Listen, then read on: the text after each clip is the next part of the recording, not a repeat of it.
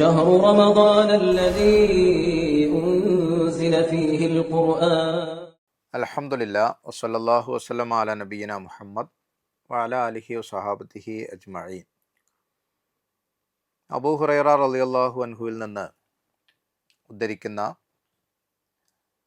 ഒരു ഹദീസിൽ നബി സല്ലല്ലാഹു അലൈഹി വസല്ലമ പറയുന്നത് പ്രകാരമാണ്: ഖാല റസൂലുള്ളാഹി സ്വല്ലല്ലാഹു അലൈഹി വസല്ലം ലാ തഹാസദു വലാ തനാജശു വലാ തബാഗലു വലാ തദാബറു.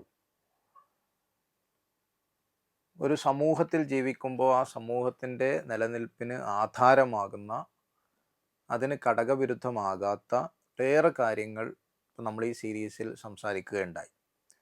അതിൻ്റെ ഭാഗമായി തന്നെ ഒരു വിശ്വാസി സമൂഹം കാണേണ്ട കാര്യങ്ങളാണ് നബി പറഞ്ഞത്. നിങ്ങൾ ഒരു സമൂഹത്തിൽ ജീവിക്കുമ്പോൾ, നിങ്ങളൊരു സാമൂഹ്യ ജീവിയായി മുന്നോട്ട് പോകുമ്പോൾ നിങ്ങൾ ഒരിക്കലും മറ്റുള്ളവരുടെ കാര്യത്തിൽ അസൂയ വെക്കരുത്. നിങ്ങൾ മറ്റുള്ളവരുടെ കാര്യത്തിൽ നിങ്ങൾ ഒരു വിദ്വേഷം കാണിക്കുന്ന സാഹചര്യം ഉണ്ടാകരുത്.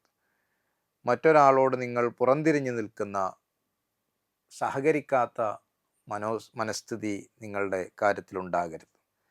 വലാ ബൈഇ ബഅലുക്കും അലാ ബൈഇ ബഅൽ. ഒരാൾ ഒരു കച്ചവടം ചെയ്താൽ ആ കച്ചവടത്തിനു മീതെ നിങ്ങൾ മറ്റൊരു വില പറഞ്ഞ് ആ കച്ചവടത്തിന് പ്രതിസന്ധി സൃഷ്ടിക്കരുത്. അപ്പോൾ നമുക്കൊരു സാമൂഹ്യമായി മുന്നോട്ട് പോകുന്ന, അതേപോലെ തന്നെ ഒരു വിവാഹ ആലോചന നടക്കുമ്പോൾ അതിനു മീതെ മറ്റൊരു വിവാഹാലോചനയുമായി ചെന്ന വിവാഹത്തിന് തടസ്സം നിൽക്കുന്ന സാഹചര്യങ്ങൾ ഉണ്ടാകരുത് എന്ന് പറയുന്നത് കാണാൻ സാധിക്കും. ഒരു സാമൂഹ്യമായി ഒരു കാര്യം മുന്നോട്ട് പോകുമ്പോൾ അതിന് വിഘാതം നിൽക്കരുതെന്നാണ് ഈ കാര്യങ്ങളെല്ലാം പറയുന്നത്.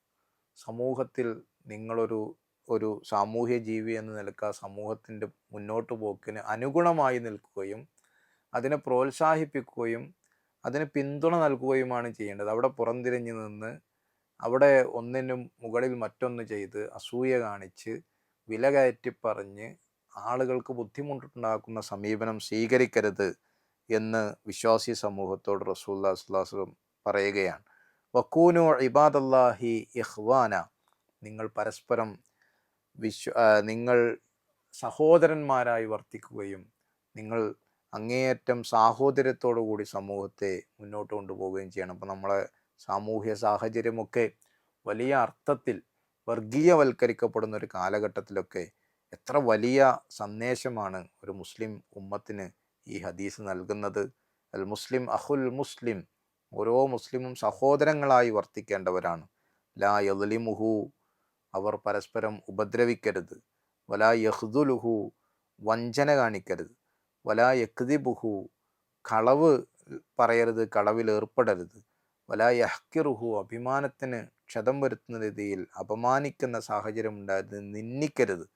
ഇങ്ങനെ ഒരു സമൂഹത്തിൽ ജീവിക്കുമ്പോൾ, ഒരു മുസ്ലിം ഉമ്മത്തിൽ ജീവിക്കുമ്പോൾ, മുസ്ലിങ്ങൾ പരസ്പരം ഒരു ബഹുമത സമൂഹത്തിൽ ജീവിക്കുമ്പോൾ എല്ലാ മനുഷ്യരും പരസ്പരം, അത് രണ്ടും ഇത് ഉൾക്കൊള്ളുന്നുണ്ട്.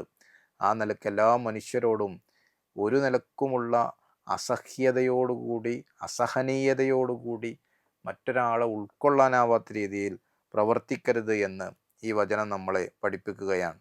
എന്നിട്ട് നബി പറഞ്ഞു, അത്തഖ്വ ഹാഹുന. തഖ്വ ഇവിടെയാണുള്ളത്. നബി വയുഷീറു ഇലാ സ്വദ്രിഹി സലാസ മറാത്ത്. അത്തഖ്വ ഹാഹുന, അത്തഖ്വ ഹാഹുന, അത്തഖ്വ ഹാഹുന. 3 തവണ നബി പറഞ്ഞു. നിങ്ങളുടെ പ്രവൃത്തിയിലോ, നിങ്ങളുടെ സമൂഹത്തിൽ കാണിക്കുന്ന നിങ്ങളുടെ ചേഷ്ടകളിലോ, നിങ്ങളുടെ വസ്ത്രങ്ങളിലോ, നിങ്ങളുടെ പെരുമാറ്റങ്ങളിലോ ഒന്നുമല്ല തഖ്വ.